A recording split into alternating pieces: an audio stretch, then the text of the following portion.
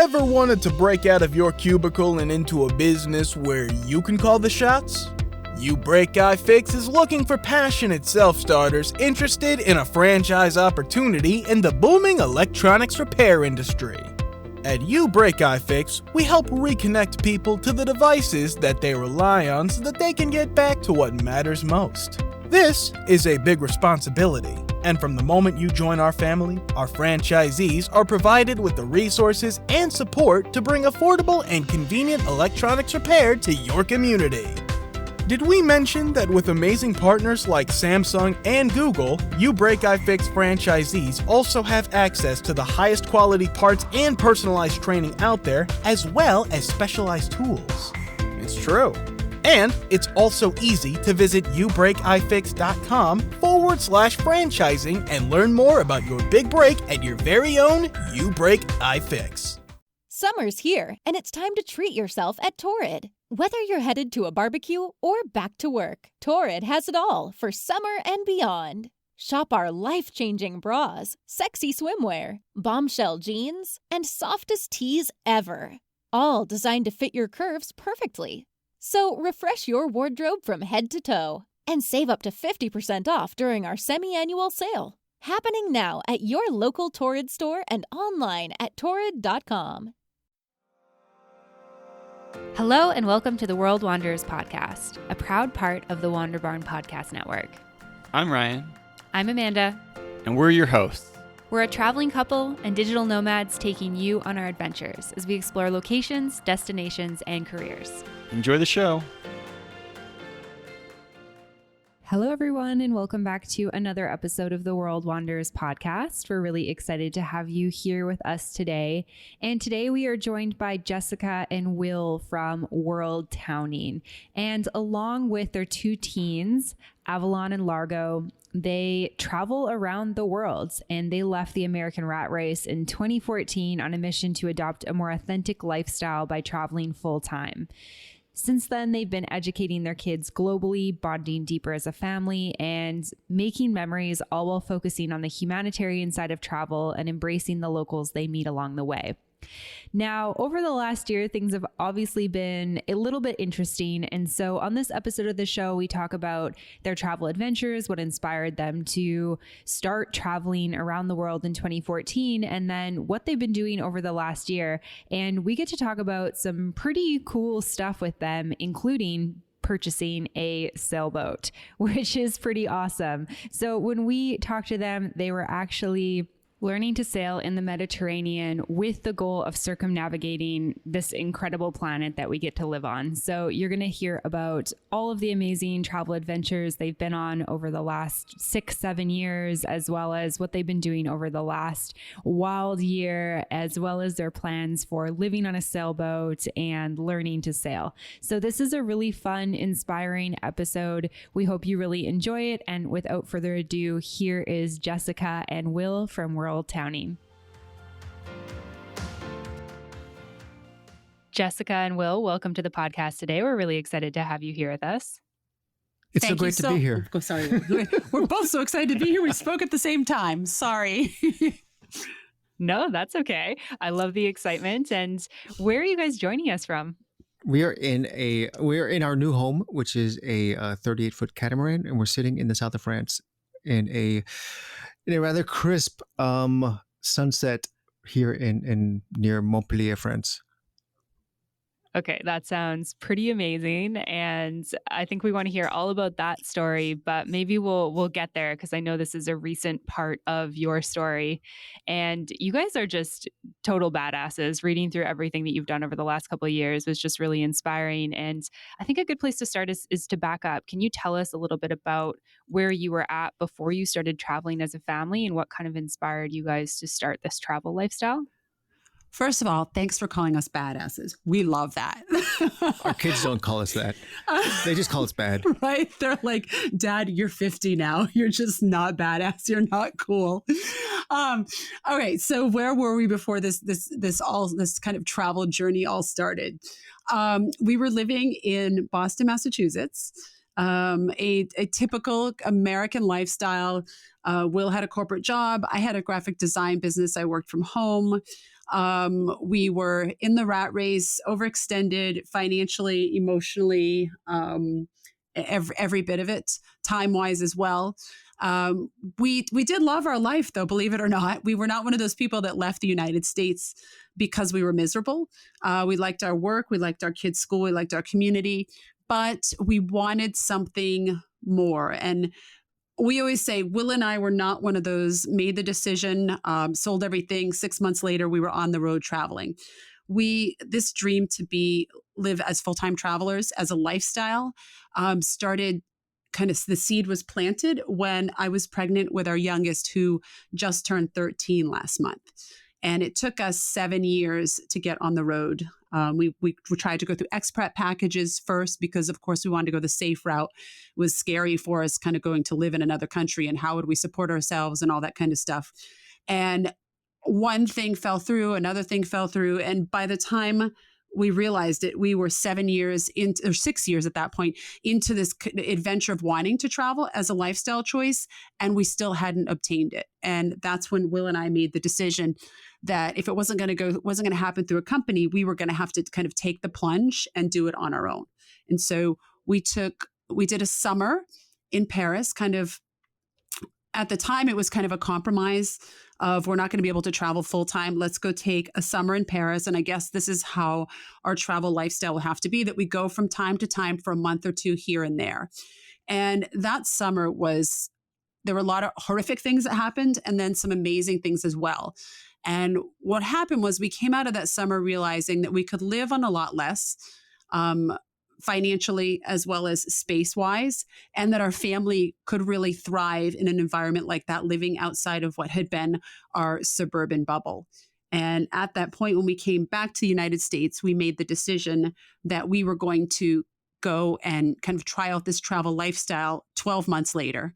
And long story short, 13 months later, we left the United States to spend 1 year in Costa Rica. And that was a little over 6 years ago, and we're still out here. Wow. Yeah, all in that's one really sentence. amazing. All in one sentence, right? Definitely sounded like there's some sentence breaks in there. Right. Yeah, but that's amazing. Side note, I actually just started reading Gabriel Garcia Marquez's book, and the guy writes the longest sentences I think I've ever seen in my entire life. But anyways, our kids are also students of his as well. Yes, we know the style. Yeah. And so, what did that year look like? As you came back, you're like, okay, we're actually going to do this now. How did you kind of start planning? Because I know for us, and making a similar decision, it was kind of a big life choice, and we didn't have kids. But what did that year look like in between coming back from that Paris trip and then setting out to Costa Rica? Hell. It's interesting because so in terms of like summarizing all the emotions we went through leading up to us going to France and spending that summer there, we realized that, we didn't know that what we were actually going to launch, because we were just thinking to ourselves, well, if we can't make this for ourselves in terms of a lifestyle, we're just going to do it as summer type things, because we don't want to deprive them of the glory of travel. But when we came back, we just realized that we were committed, and we had no choice but to do this because the kids just did so well, as Jessica so eloquently said. What I guess what we're trying to get at is that when we came back, we had a roadmap, but not necessarily, because there was very little guidance out there. I mean, back in 2014, there were a few people who had done it. And were describing their journey on social media, but their journey, as they were describing it, was more of the glory of it and how wonderful it is, not necessarily how they actually got from point A to point B. And so we had to piecemeal as much as we could from either different blog posts, or pretty much that's it, because YouTube wasn't a thing back then in terms of people doing full-time travel as a family and sort of going through from start to finish. So we had to piecemeal, like Will said, we had to piecemeal from people that were maybe travel writers, or maybe went on a 1 or 2 month adventure, or people that were vacationers presenting themselves as full-time travelers. And so the resources and the information we were getting was not necessarily accurate. And we didn't really realize that until we got to Costa Rica, and realized that there were a lot of things that we hadn't taken into consideration that really needed to be taken care of. That but the year going into it though, it was pretty much, come home from work and then see what we can do, setting up bank accounts, figuring out what we're going to do for tech as far as, for how we would migrate over our cell phone numbers, the stuff that is pretty easy to do now with a quick Google search. There wasn't that a lot out there back then. So as much as we thought that, it took a whole year to do it. It was just because there was a lack of resource out there. Well, and I think a lot of the time, I always say we were living in one world, but preparing for another. So we had work, we had personal commitments, work commitments. Our kids had social things, we had friends. So often by the time we sat down to work on this stuff, after homework and dinner and catching up together, it was 9 p.m. at night. And we were just completely exhausted and had very little to give. And there were so many times that we just said, what are we doing? This is insane. There were so many times we almost quit. And we can talk about this later, but that was the catalyst of why we started our business. Because there were so many times we wanted to quit. And Will and I don't know if it's a positive or negative. It depends on the circumstances we're in, but we just never quit. We never give up. And sometimes it works to our advantage and sometimes it does not. This was one of those situations where it really worked to our advantage because even though we wanted to quit and we were exhausted and we said, come on, this is a joke. Who does this? Who lives like this? That we kept pushing ourselves and kept going at it. But basically, long story short, that year was really, really hard. My mom could see we were struggling and she gave me a necklace that I still wear to this day that says, find joy in the journey, because that journey was so hard. And we thought, well, once we get through this and we get to Costa Rica, it's going to be rainbows and monkeys and coffee and everything's going to be great. And when we got there, that was a whole other transition. So that year leading up was exciting and thrilling because we were doing something new, but also exhausting and scary as hell. Plus, I ran like 2 marathons during that year. And Will ran 2 marathons that year. Let's just cherry on top. We'll add that in, right? Yeah. Just do that too. Overachiever over there. Right, I love right. it. And I appreciate that you guys are keeping it real because I think that sometimes you do think about like, okay, I'm going to go to this amazing, beautiful place and I'm going to swim in the ocean and enjoy waterfalls and that type of thing. But getting there can be a bit of an epic journey like you've just outlined. And one of the things I think we're curious about is what were your kids thinking this whole time? Because often, like we've talked to a lot of people who travel with really, really small kids. And I think that sometimes, if you can't talk, you don't really have an opinion, but your kids were a little bit older and in school and had friends and social life. Like what was their kind of whole thought process around this like crazy idea that mom and dad had? So with the concept that, we were pursuing this carrot for 7 years, essentially, prior to launching. We were also cluing the kids in that one day we're going to travel, one day we're going to take off, this will happen. And there was very, every single time that we said it, the kids are young. So they're, okay, we're going to travel one day. And they never really saw, the deals fall through where they saw like, one company say, well, you're just too expensive for us because we can send an individual or we can send a family of 4, which has, infinite more cost associated with it. And we just wouldn't get the deal. So they didn't see the letdown side of us sort of saying one day, but they always knew that one day still existed. So when that one day came, just like, okay, here we go. I mean, they were little. So they were, just turned 10. We went to Costa Rica and was turning 7. And I think there was a part of them that just thought this was a normal way of life, that people went and they lived this certain life. And then eventually they transitioned into traveling, because that's kind of how we presented it. We never pretended that everyone did this, but it was so much like Will said of our normal. Like we talked about it all the time.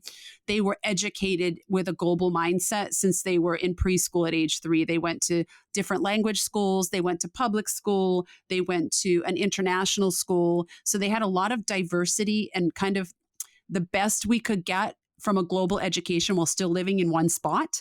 So the transition, like I said, they were little. The transition for them was seamless. Will and I had a harder transition, but for them, it was completely seamless and really quite amazing. And so did you guys go from like them being in a normal traditional school to homeschooling? Or what was that like in terms of like the education side of it? We essentially did.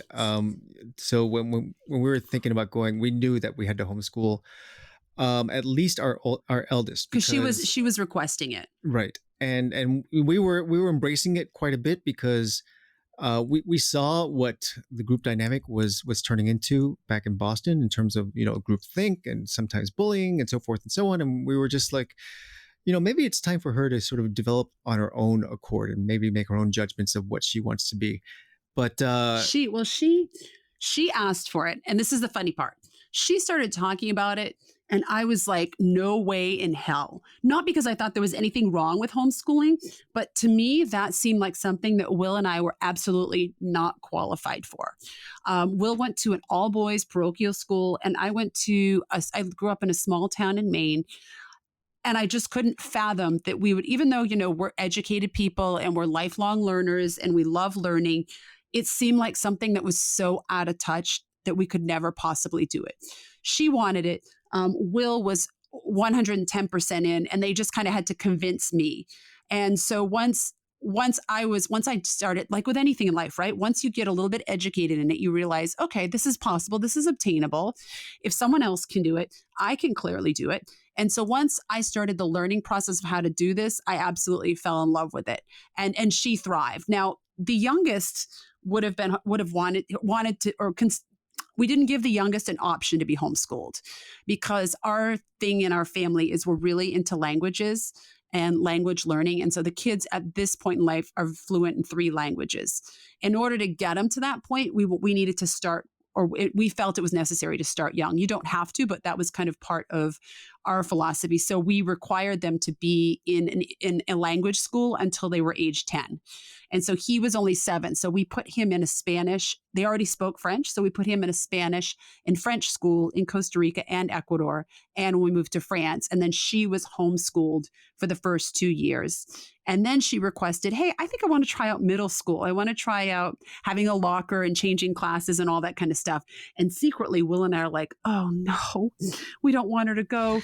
We don't think it's going to be a good fit. But here's the thing. We never said anything to her. We didn't say no. We didn't say yes. We said yes. We didn't give our opinion that we didn't think it was such a great idea because we wanted them to have choices in their life. We had kind of had these rules with education until age 10, and then we wanted them to have freedom to make choices. And she went. And if you ask her, she'll say, no way. It was France. I hated the bureaucracy. I'll never do that again. But she did gain some stuff out of it as well. So I think the experience from what I thought it was going to be for her and what Will thought came out better than we thought. And she learned a lot about what kind of style of education she wants and what she likes and what she doesn't like and all that kind of stuff. So that's kind of the long version of we homeschooled one initially.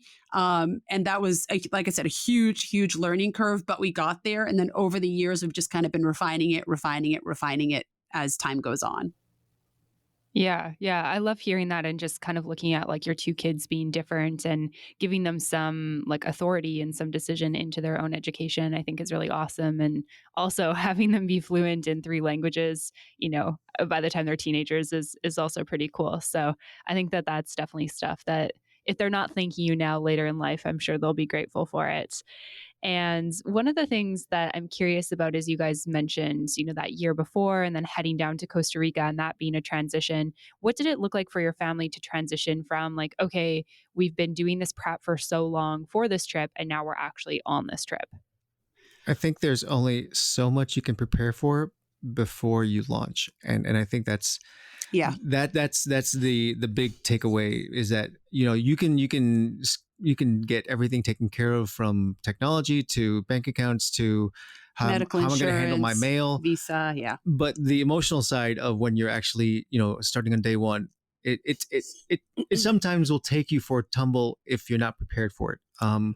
We were not prepared for it. We thought we were prepared for it. We thought, we thought this is going to be great. And I mean, what I'm trying to say is that, we changed everything. We started homeschooling. We never did that before the kids went to school. I left my job. I didn't have, without sounding sort of a little presumptuous, but I didn't have a purpose at that point besides my work. Right. And that was, and going into a world where I don't have a job and I'm trying to get a job. It's kind of defeating because you're like, wait a minute. this is kind of weird. That was a really challenging time for us. I had been working from home for a decade, and I was able to take my business to Costa Rica, and we left with my income and with him without a job. But like Will said, he felt he had no purpose. So we moved to this country where he is the only one who speaks the language. So he has to translate everything. We have a kid that we're homeschooling, which is one thing. And now all of a sudden, Will is like in my ear, yapping. And I'm trying to work. And I'm like, oh my God, I'm going to kill him. That's what I did like. And he loved that. And I was like, what have we done? I was like, look at my new cubicle mate. She's cute. And I'm like, Will, I'm running a business. I have to work. And he's like, well, this happened with the car. And I have to translate this document from the gynecologist and all this kind of crazy stuff.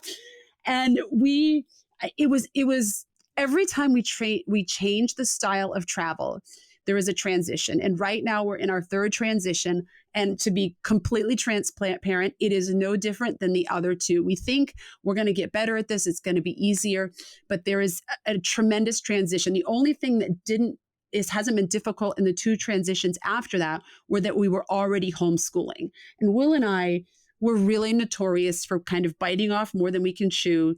And then we swim against the current for a while and we come out surviving. But at that time, we were not even remotely emotionally prepared for this is what's going to happen. All of a sudden you have a kid at home, you're schooling, you're trying to work, you don't speak the language. Your husband doesn't feel, he has a purpose or a place. And it just disrupted everything in our life. We're really selling it, aren't we? Well, we're still out here. So everyone should do this. Anyone who's listening, this story does have a happy ending, okay? We're still together. We still love each other. Most days we don't want to kill each other.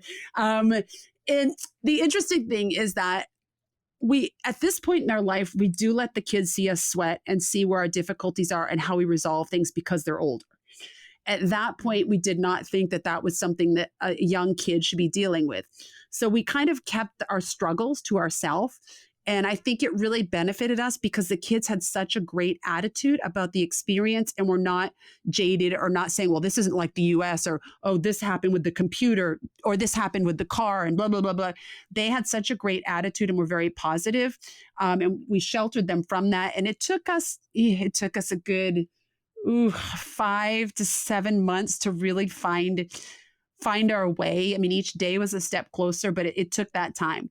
Now, the happy part of this story is that the next transition we made to Ecuador was seamless. Not only was it seamless, the kids and I packed up and did it without Will because I gotten rid of him. I'm just kidding. He was working in Hong Kong and he was away on a trip. And that was the plan. And we moved and unpacked and transitioned within a couple of weeks. And he came back and it was like nothing had happened. And again, for the next transition to France, it was very seamless. And then we bought an RV and moved into an RV and transition hell happened again because now we had to homeschool 2 kids, which we had never done before. And we started our business world towning. So, as you can see from kind of the patterns here, Will and I aren't very smart. We don't learn our lessons.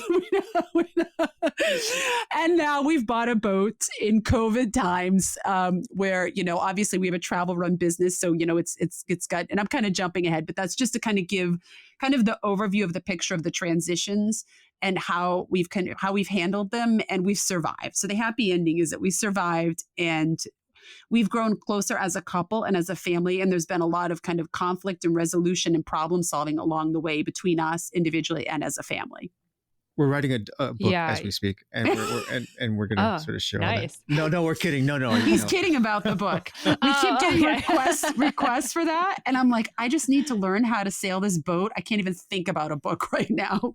Yeah.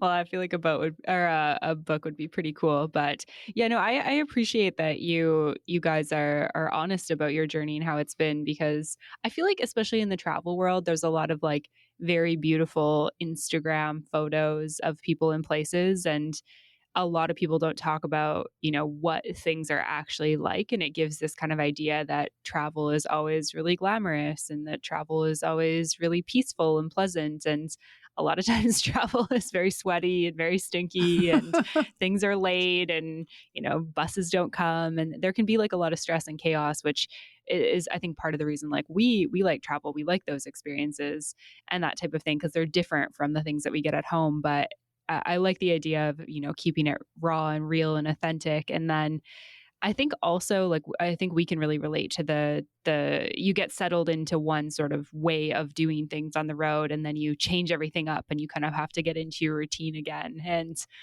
we are slowly starting to get that down. But like you guys mentioned, it's like we still have to work at it every time we kind of go to a new place or go on a new trip or something like that. You just have to get used to being uncomfortable. And that's the really big hurdle to overcome, because every day is an exercise in learning yourself better. And you start to figure out sort of what are those things that, because you wake up every day going, today's gonna be a great day. It's gonna be awesome. And then something happens, because when you're living like a full-time travel lifestyle, you realize that nothing is predetermined. There's no routine that is, that you can hang your hat on. And when things go wrong, sometimes it takes a whole day just to remedy that one issue. Yeah, are you referencing the toilet breaking on the boat 3 times in 1 week, or kind of? Listen, everyone has to learn that we throw the toilet paper in the waste bin. We don't throw it inside the head. We got to put up a sign. I think, like Will said, Will and I really, really thrive and feel alive being uncomfortable. But it has taken us a while to get to that point. And within the transitions, it's still quite difficult for us. And I think, I don't want to kind of say that the age has a thing to do with it, but I will reference us and say, as we're getting older, it's harder for us to transition. And so we continue to push ourselves to do it because that is when we feel the most alive. And that's when the best experiences happen. And that's when we share things with our kids and they grow immensely, is from kind of being out of that comfort zone. And we always say to our clients, if you're going to live this life, you need to be able to be an unknown, because most of the time you're not going to go into that restaurant or that coffee shop and someone's going to say, "Hey, Joe, how you doing today?" And you need to be able to suffer a little. And our clients go, "Oh, suffer. Oh my gosh, but that's not what I signed on for." But we say it's a little bit of suffering, and the reward there is so immense that you don't even remember the suffering. It passes, one day's tough, and then the next day something amazing happens. I'll give you an example. Yesterday was a pretty tough day for us. It was really, really cold. We're learning the systems on the boat. We're trying to work. We're trying to manage a lot of emotions right now because we are actually in lockdown in France. So we don't have any social, and we're used to being very, very social. So it's tough on everyone in the family. Tensions are high. Today, we did something new, and we climbed the mast on our boat. The kids actually did it, and we changed a light bulb. And it just I didn't even go up there, guys. And I was just like, I feel so alive.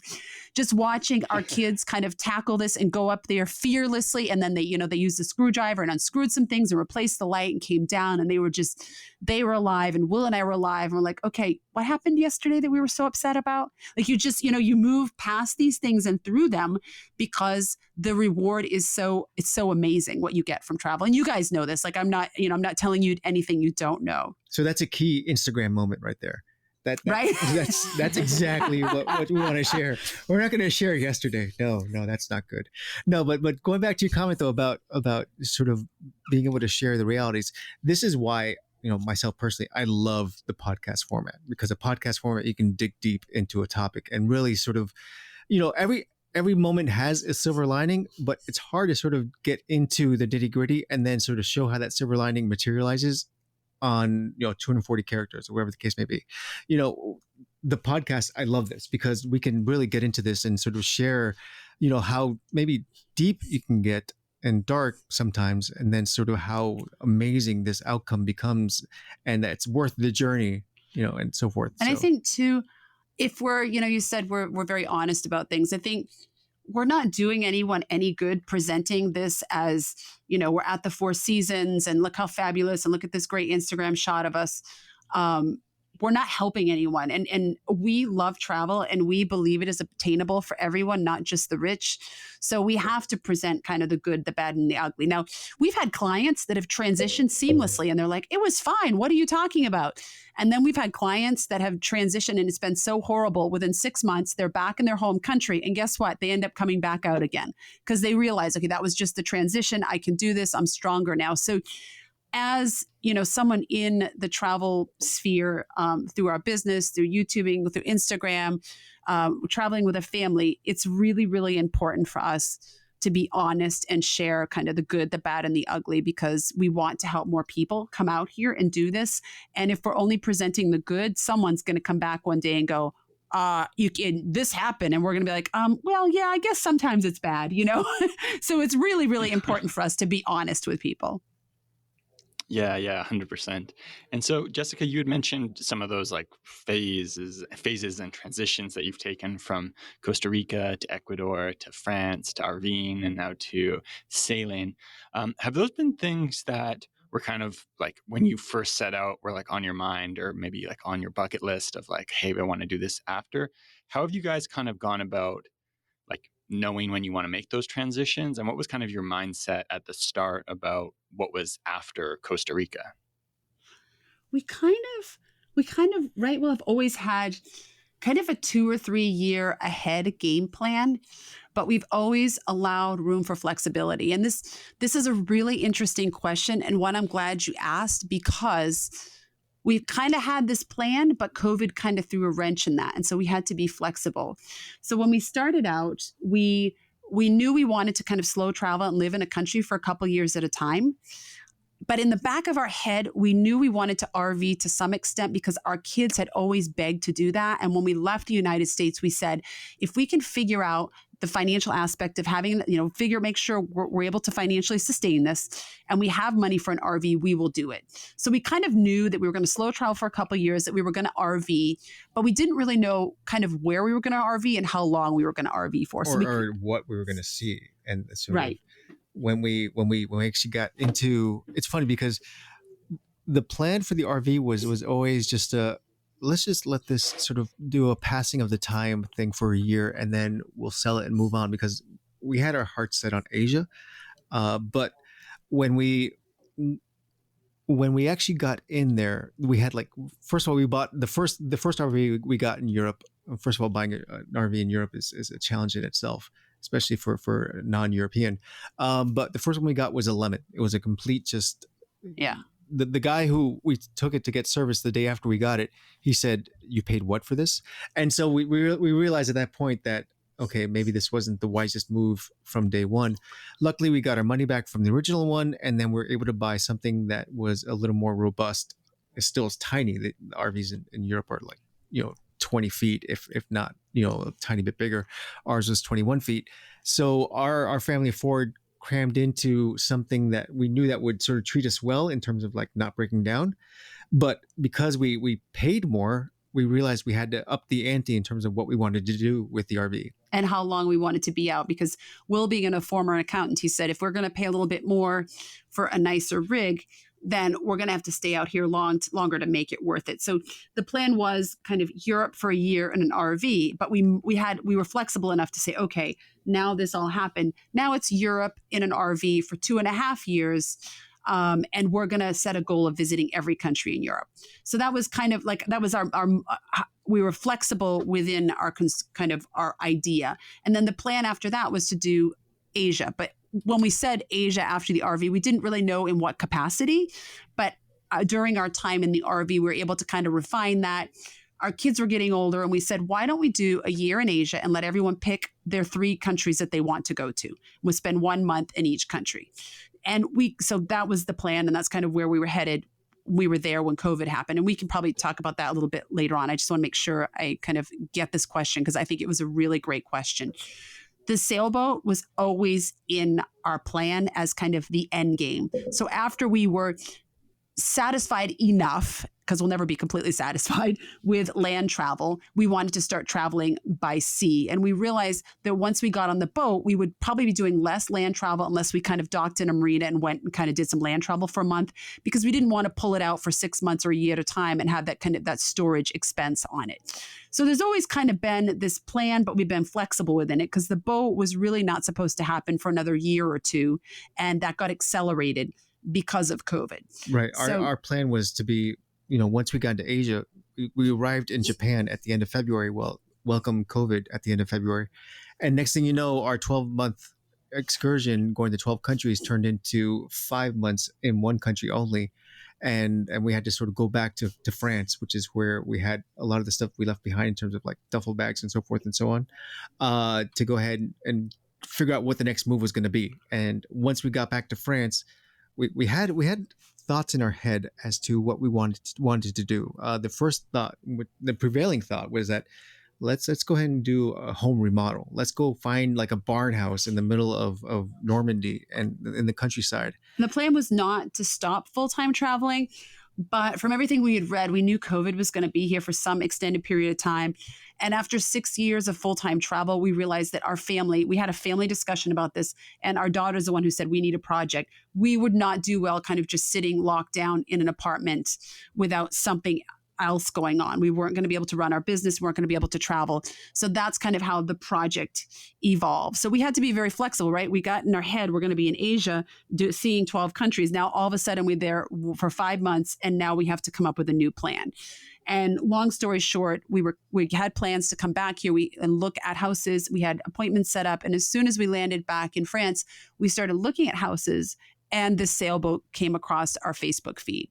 And so we accelerated the plan for the sailboat. Even though it was part of the plan, we had to be flexible, kind of accelerate it and do it now. Even though I didn't feel like we were ready. I had this plan, like we have to read 100 books, we have to do all this and do that. So we had our mindset. You said, what was our mindset, kind of how we determine where we're going and what we're doing and all that kind of stuff, is we're always very flexible. We have kind of an outline, but within that outline, there's a lot of flexibility. Yeah, that's really interesting to hear. And I think Ryan and I are probably both curious about what life on a boat is like. But before we get there, I'm curious if you can walk us through kind of the day in the life of being in an RV. Oh my. Chaos, utter chaos.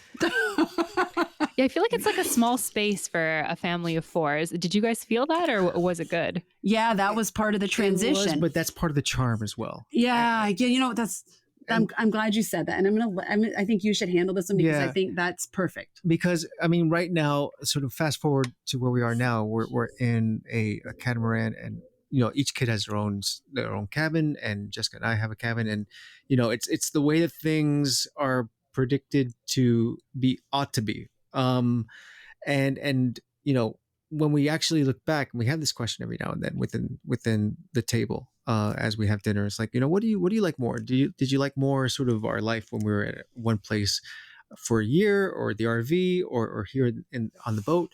And Largo, our son, will always say the boat, because he's smitten by the boat, and it's so great. Yeah. But our daughter Avalon will say always, I miss the RV, because I missed how we all sort of were connected as a unit within the RV, and how when we went to bed, we can, if we really wanted to, we could all touch hands. We can stretch out and touch hands, and as weird as that sounds, it really worked for us. It was kind of cool. I think it was really good timing for us too. Our kids were pre-pubescent. Our daughter was kind of starting to come into puberty. So they were still really little and didn't have the need kind of for their own space and privacy. They liked being with us and enjoying us. And not that they hate being with us now, but they want to kind of have some time alone to themselves from time to time. Not a ton. I don't think, like typical teenagers, I don't think they do. They like to be kind of in the saloon area, hanging out with us a lot. But it was really a perfect time for us to do it. I don't know as I'd want to be doing it now. It was, we had some things that we learned was, it's a small space. So we have to really be cognizant of each other's emotions. If someone's having a bad day, How do we handle that? How do we work around that? How do we be sympathetic to it? How do we problem solve as a family? If we all four want to eat breakfast at the same time, that can't happen. How do we kind of structure that? We need to stay kind of on top of our chores, because after you eat, there's a sink full of dishes and there's no place to put it and the next person can't eat. So it was a huge learning process. It was also a very huge transition. Right. If someone had to stay up late, then we all had to stay up late. The idea is that, you had, Jessica and myself with a startup, essentially with what we started off with World Towning. And then we had our kids who were homeschooled, and, their program for homeschooling is sort of like a hybrid. A lot of their classes are online. And so when they're doing sort of what they have to do, it's not necessarily like, well, I'm going to do this later on today because I have free time. It's because I have, they have a schedule to keep as well. A lot of it's sort of self-paced, but a lot of it's also sort of pre-planned as well. And there were times where Avalon would have to go in the bathroom to take a class, and Largo would be in his bunk taking a class, and Will and I would be talking with a client at the table. It's super romantic. And and so we all Hopefully had nobody to be, has to go to the bathroom during that time. Right. Well, it's funny you say that, because there were those times where, okay, last call for the bathroom, everyone. So we had to be really, really flexible. But I look back on the time, I'm not going to pretend it was kind of all rainbows and unicorns. There were fights, there were tense moments, there was frustration. Luckily, there was always a door there, and someone could go for a walk or sit outside. That's when we lived in the RV. That's when we started meditating regularly. Often, our kids were old enough at that point that we could leave them alone in the RV. So sometimes Will and I would just go work at a coffee shop, or he would go work at a coffee shop if he needed some space. And we always had kind of this backyard of Europe out our door, so there was a lot of flexibility to get space. But if I'm looking back on it, I look back on, it's funny because I look back on all the experiences, even the tough transitions, kind of romantically, because we forget the hard parts. But I really look at the RV as such a special time, because it was a small space. And although that was hard, I think we made a huge transition as a family, as growing closer as a family and learning how to be team players and problem solve together. And often people will say, well, your kids aren't on team sports. How are they ever going to learn to be a team player? And, I use examples like that, like living in the RV. If you're not a team player living in a space that small, it's never going to work. So, and obviously we all had our transitions in different areas of our life. We learned how to permanently live in a sweater and a jacket, though. Because it was freezing all the time. Because with our idea of seeing every single country in Europe, you're constantly chasing spring, because in the summer, when the south of Italy is amazing and the south of France is fantastic, we're actually in the UK, where it's just, you're lucky if you crack 75 degrees, or the other summer we were in Norway, Sweden, and Finland, where it's spectacular, but still not the balmiest of locations. And then in the winters, we're jet setting or driving down to Greece and to Morocco, where, we're just trying our best to sort of not overuse our heater on board the RV. Right. So there was pluses and minuses with everything. I think the most challenging times were in really cold weather, where no one wanted to even go outside when they needed some space, because it was so darn cold. Yeah, that sounds pretty crazy. We're Canadian, so we know what that's all about. Our summer is like Right. 75, 80s, a hot day in the middle of summer where we're from. So we know what that's about.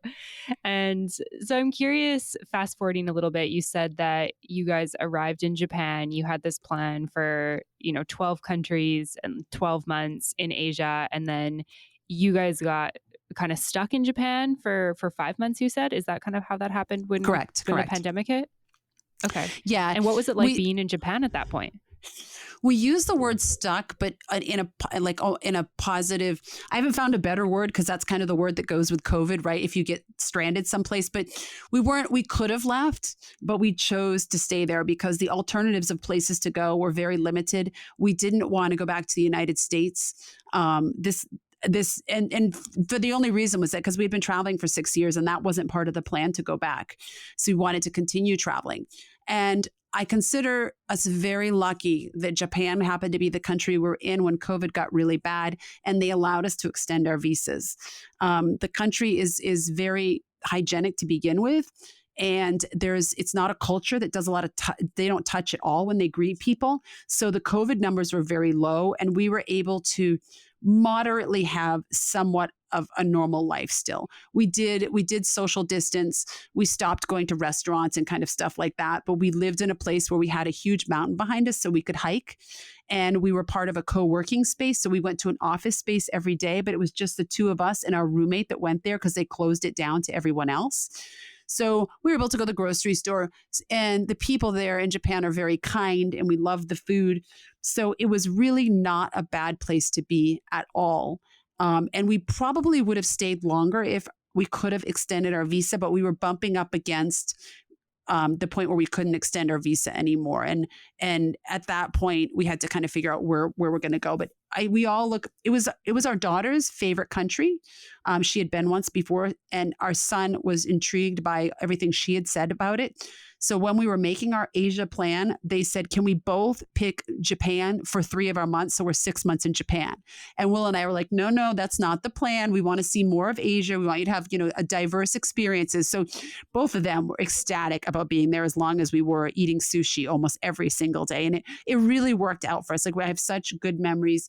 And even to this day, I'm looking back on it going, those 5 months in Japan were really, really special. Right. You never want to look to, it's funny because you never want to look to COVID as a reason why things went well, because it seems like, that's just bad karma. But there was nobody in Japan in terms of like tourists. So right. We had, our reign at whatever we wanted to see and how we wanted to see it, and sort of shrines that are monumental in our Instagram's gold. There was nobody there. And there's, the cherry blossom season that happens in April. There was 0 people there. It was as if you had this whole place to yourself. 0 tourists. The locals were there, but there were very few tourists, and others. It's usually made up mostly tourists. Right. And so, silver linings were abounding for us with respect to sort of our 5-month period in Japan. And so, we consider ourselves lucky. Yeah, for sure. As I used the word stuck for Japan, I was like, I feel like that's not the right word. We love Japan. Also, I loved reading on your daughter's bio that that's one of her favorite countries, or that it is her favorite country, because it's one of ours as well. And I think that, we were happy to be stuck in Canada for a couple of months, but I feel like I may have chose Japan over Canada. So I love that. Ever wanted to break out of your cubicle and into a business where you can call the shots?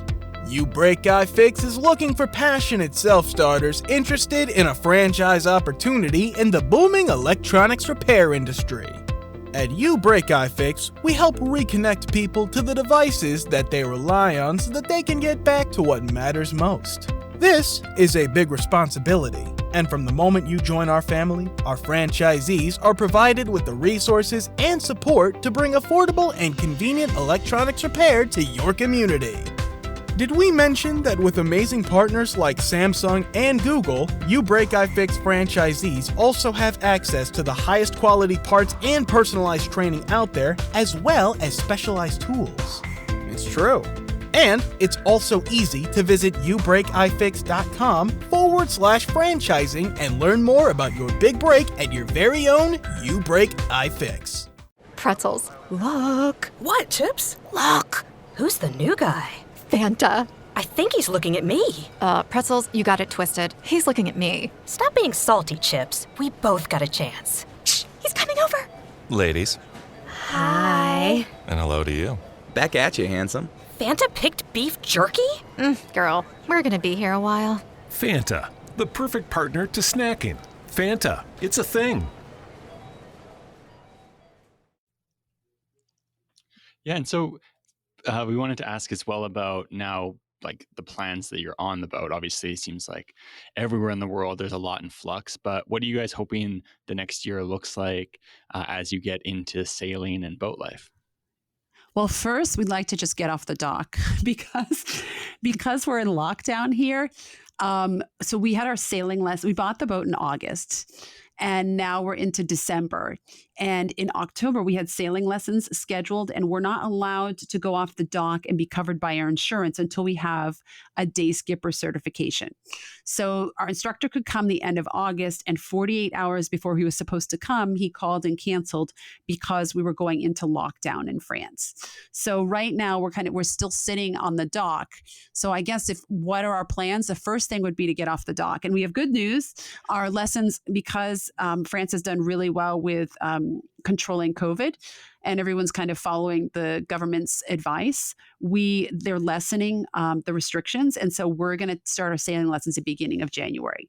So the plan is to kind of do, just out for the day and back sails after we're certified until the beginning of March. And then the beginning of March, we're going to start making our way to Greece. And the plan is, the loose plan, as we talked about before, is to spend the summer in Greece and then make our way back to Spain and then cross the Atlantic a year from now. And for anyone listening and who's going, oh my gosh, they won't even have to barely have a year experience, we are going to take 2 crew that are experienced sailors with us when we cross the Atlantic. And then after that, what's the plan, Will? Never wear a jacket again. we have been now in Europe for probably, if you total up everything, too long. We love Europe, but we're ready for warm weather. Yeah, probably about 4 years. Yeah. And so there's nowhere to escape the cold. And I know you're Canadian, and you're probably saying, please give me a break. They're probably saying, stop whining, Will. I know. We're in Mexico, so we're fine. If we were still stuck in Canada, this might be a different story. But yeah, we get it. I have a life goal to be able to wear Birkenstocks 365 days a year. So. Oh, us too. I love it. A very noble cause, I must say. But we just ordered some more Birkenstock. We just ordered some more today. So funny you say that. But essentially, I just got new ones like 2 weeks ago, so I've been breaking new ones in.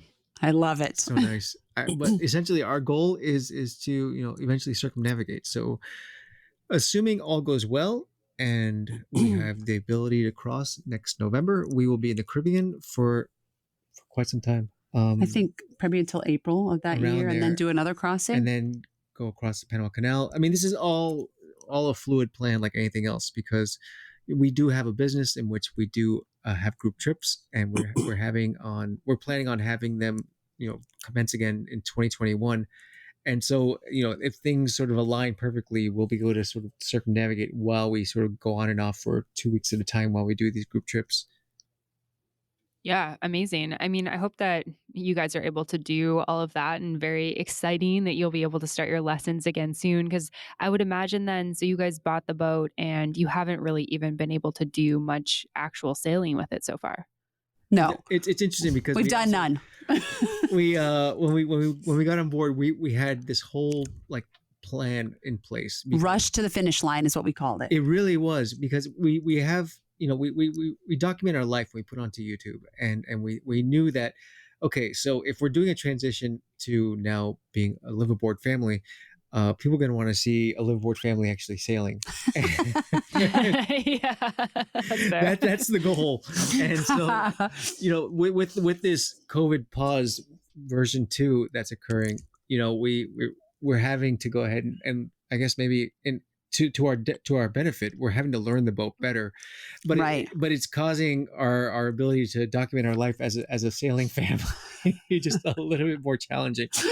So, we know that it's going to get there, and we know that we're going to do fine. And with this time that we've been given has helped us, because we're not rushing to the finish line. Now we're able to do things at a slower pace.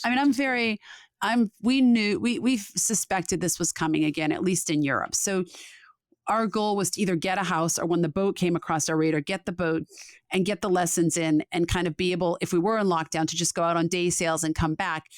Because we hadn't planned on buying a boat and just taking off, right? We wanted to learn and kind of have a home base to come back to until we felt confident and comfortable. And we missed that goal by 48 hours. But what we learned in lockdown is, at least for the first month we were in lockdown, all activities were canceled. So we wouldn't have even been allowed to go out and sail on the weekends or anything like that. Now we're in the second phase of the lockdown, and we can actually go out 20 kilometers, but we can't obviously until we're certified. So I think Will really wanted to get those lessons. Will would have started the lessons the day we got on the boat, but the instructor couldn't come until the end of October. And I was saying, oh, thank goodness, because I just felt I felt like, like I said, we've done this transition thing before, and I felt like, wow, we're biting off a lot again. I kind of want to go a little bit slower this time. And it really has been, I hate to say it, but it has been a good thing that it's taken so long, because we've been able to learn our boat. We've learned how to fix some things on our own. Everyone's kind of normalized a bit, and we've had a little bit more to deal with during this transition, because since we are in a lockdown, we're all really missing people. We went from traveling full time to, it was a gradual stop kind of in Japan. It went we still saw people on the street. Now we don't see people at all. And it's really, really difficult. Like everyone else is having different hard points in different areas of their life, because everyone's life has changed considerably.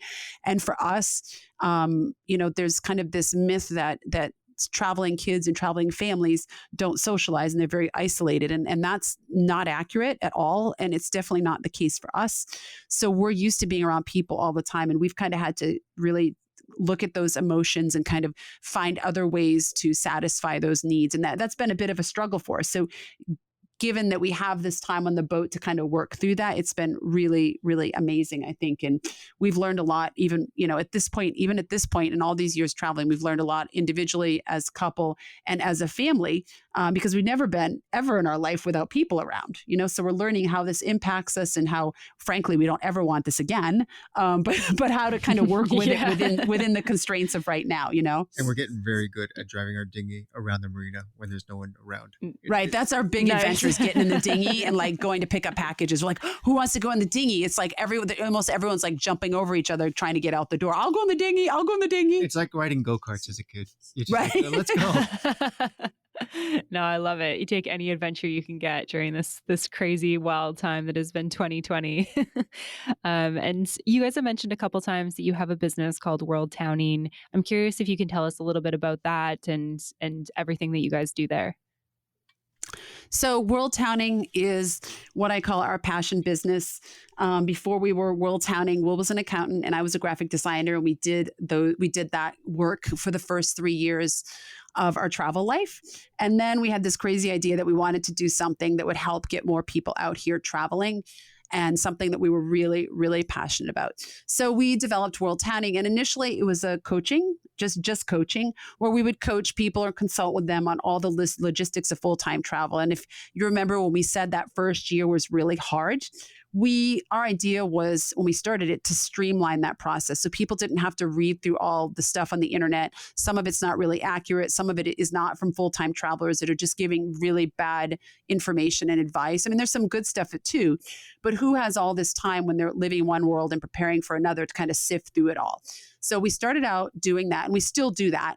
And we did private clients, and then we launched a lower price point where we did World Towning University, where we would take 6 to 10 people on group sessions each week for 10 weeks and teach them all the logistics as well. Back when no one knew what Zoom was. I know, back when no one used Zoom, and now it's like, whoa. And we were like madly in love with Zoom. I don't want to see Zoom. It's like, I don't want to see a Zoom window like ever again in my life. Right? We were telling people this Zoom thing is great. And they're like, what's Zoom? So we did that. We did that for about a year. And then we decided we had some people say that they from our YouTube channel that they really liked the style of travel that we did. And so would we be interested in hosting group trips? And we were like, I don't know, that seems like risky and hard. And oh my gosh, spend 2 weeks with people we don't know. What if they're crazy or they're difficult? Finally, Will and I said, okay, let's take the plunge. Let's try running one of these group trips. And we ran our first one a year ago right now. We would have been on it. We would be on our second trip in Morocco. We fell madly in love with it. And with the style of travel we do is to have more of a local experience. So we try to avoid less touristy things, hang out with locals, eat local food, all that kind of stuff. And in addition to that, we have a YouTube channel, which started out as just kind of a journal of our life with the kids, and has evolved into so much more, just kind of showing the good, the bad, and the ugly of full-time travel. And most of the people that become clients, like 90, 95% of them, or come on our trips, have found us through the YouTube channel. And, I'm sure someone is listening to this going, because people always ask this question, like, okay, what are they doing now? Because clearly there's no traveling or anything going on. Yeah. We always try to see the silver lining, and we are on a boat now. Not off the dock, but we're on a boat. And our business obviously was hit tremendously in 2020 with COVID. We had to cancel all of our trips for 2020. And we probably won't have trips coming up again until the end of 2021 and 2022. Right now, no one obviously is interested in coaching and traveling. It's just not out there. But Will and I are very, very committed to this business and love what we are doing. So we kind of tighten the belt. And we're pretty scrappy, and we had some money in savings. People always wonder how you make money. So that's kind of how we're sustaining ourselves through this. And interestingly enough, in these times of COVID, our YouTube channel is really, really growing. And it never has been a source of income for us. It's been a kind of more just telling our story, sharing it with others to get them out here, as well as it turned into inadvertently a marketing tool for our world towning trips and consulting. But it's growing. The channel's growing, and it's been really, really fun because the community is quite amazing and kind and supportive and helpful. And those that are sailors are offering a lot of great information. So that's kind of in a nutshell what we do and our brand. And Will and I we're on this quest to just get more people traveling in any way that we can do, because we really believe that travel more than anything else changes people and makes them better people and opens their mind. And we've seen it with ourselves, and we've seen it with clients, and we've seen it with a lot of people that we've met traveling. And obviously we have these conversations with other travelers all the time. And we've basically committed our life to kind of this mission of getting more people out traveling. Yeah, that's so awesome. And we both definitely think like what you guys are doing is so inspiring. And hopefully as we start a family, we can make something like that work as well. So definitely really, really inspiring. Where can people go to find out more information about you guys and check out the YouTube channel and all that good stuff? We are World Towning on every single handle. It's funny because whenever we get on a phone call and we spell it out, like, because our email addresses are Will at World Towning and Jessica at worldtowning.com. And when we spell it, they're like, it's World Towing? World Towing? We're like, no, that would be an interesting business. Actually, when just before we were talking, I pulled up the YouTube channel and I put in the search bar World Towning, and it auto corrected to World Rowing. This is what I'm looking for. Well, we're looking to change that. I was going to say maybe one day, maybe that will be one of our adventures in the future. We had a friend the other day say, you've done RV, you've done boat. What's next? Are you going to live on an airplane? And I told that to the kids, and they were like, oh my gosh, yeah. Because they love being on airplanes. Absolutely adore it. So you never know. There might be world rowing in our future, right? Yeah. So that's where you find us, though. It's World Towning, WORLDTOWNING. Everywhere you go, except for, we have Twitter, but we're not very active on it. And we actually have a TikTok account, but we've never posted. Yeah, we're terrible dancers. That would be really bad. And I don't even know. So yeah, basically just Facebook, Instagram, YouTube. Yeah. Amazing. Well, we'll make sure that there's links to all of that in the show notes. And thank you guys so much for your time today. This has been a really awesome conversation, and we're excited to follow along as you guys get out on the water. Thank you so much for having us, guys, and have a taco and a margarita for us in Mexico. Oh my gosh, we are missing spice. Definitely will. Thanks for listening to this episode. If you want more, make sure to check out The World Wanderers Insider, available on Patreon at patreon.com/theworldwanderers. For show notes, head over to theworldwanderers.com. Find us on social media at The World Wanderers Podcast, and join the private Facebook community at World Wanderers, a community for travelers. You can always get in touch with us at info@theworldwanderers.com. And if you enjoyed the show, don't forget to subscribe and leave a review. It really helps us find new listeners. See you next time.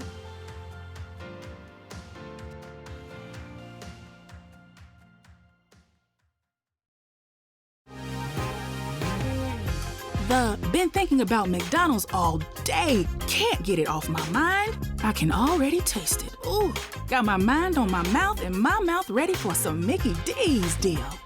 There's a deal for every moment at McDonald's. Right now, get 2 of your favorites for just $3.50. Mix and match a classic McChicken, a hot and spicy McChicken, or a juicy McDouble. Price and participation may vary. Cannot be combined with combo meal. Single item at regular price. Enjoy! Thanks. Order breakfast at the McDonald's drive-thru. Tell yourself you'll wait to eat it at work, but it smells way too good. So you eat it right there in the McDonald's parking lot meal. There's a meal for every morning at McDonald's. Right now, get any size iced coffee for 99 cents until 11 a.m. And pair it with your favorite breakfast sandwich or one of our tasty bakery treats. Price and participation may vary. Ba-da-ba-ba-ba. McDonald's. I'm loving it.